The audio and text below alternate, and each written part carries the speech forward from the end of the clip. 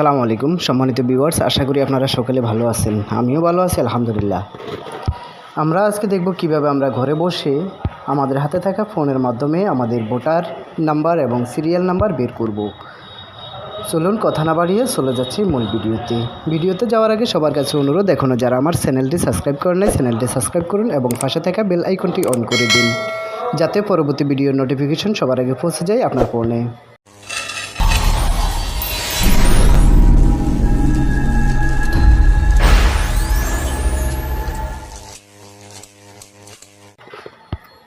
সম্মানিত ভিউয়ার্স, আমরা সর্বপ্রথম চলে যাব আমাদের ফোনে থাকা প্লে স্টোর অ্যাপসে।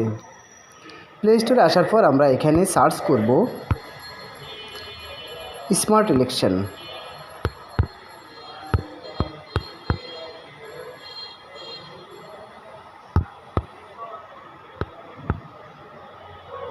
যে স্মার্ট ইলেকশন ম্যানেজমেন্ট বিডি, এই অ্যাপস আমরা ডাউনলোড করব।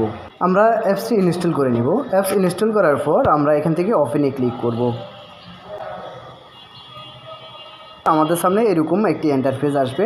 আমরা স্ক্রিনটাকে ধরে একটু নিচের দিকে নিয়ে ছেড়ে দিব, অর্থাৎ রিফ্রেশ যেটাকে বলা হয়, রিফ্রেশ করে নেব। রিফ্রেশ করে নেওয়ার পর আমাদের সামনে ফেসটা এইভাবে আসবে।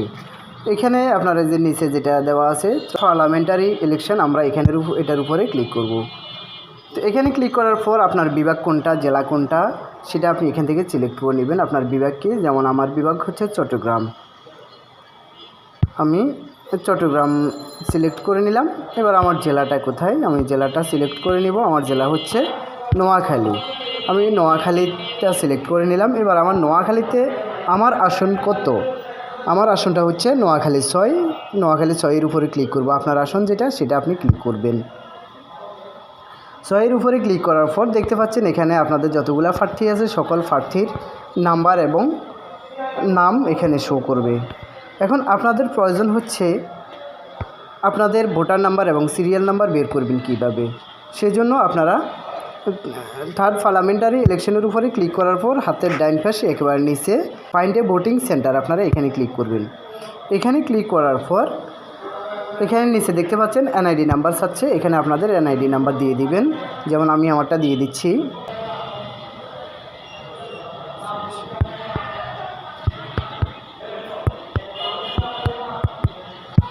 এনআইডি নাম্বার দেওয়া শেষ হলে আপনারা এখানে দিবেন আপনাদের জন্ম তারিখটা।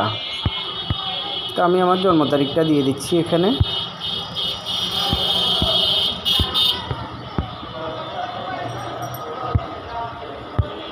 জন্ম তারিখটা দেওয়া শেষ হলে আপনারা এখানে নিচে সার্চে ক্লিক করবেন, সার্চ অপশানে ক্লিক করবেন।